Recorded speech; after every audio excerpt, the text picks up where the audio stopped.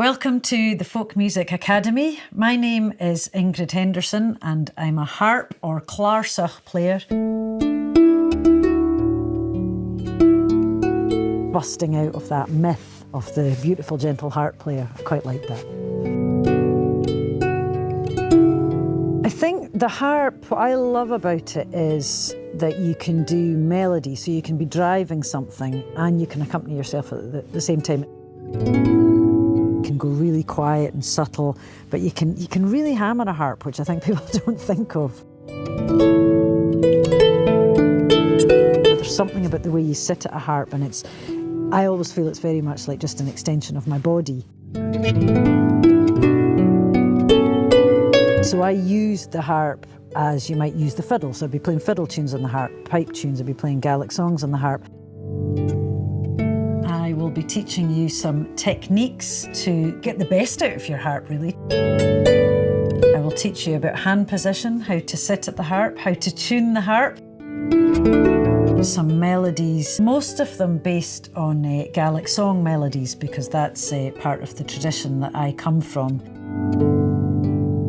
We will learn the right hand treble melody, that's usually what happens there, but we also have some left hand chords to go with it.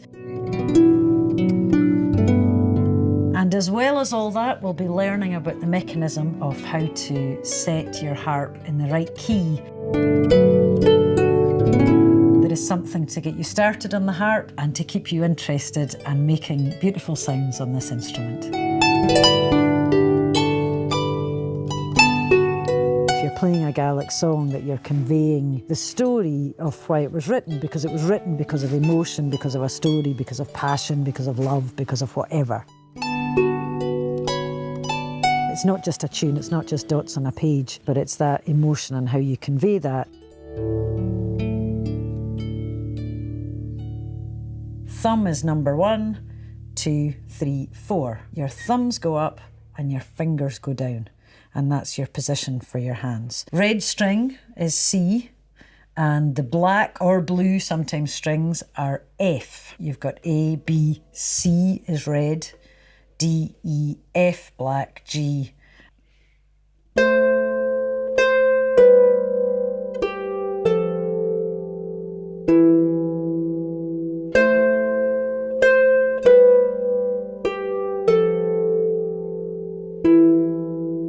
So you're starting on this C, which is the C above middle C, and you're working your way down to E. And then B, and then G. Third phrase.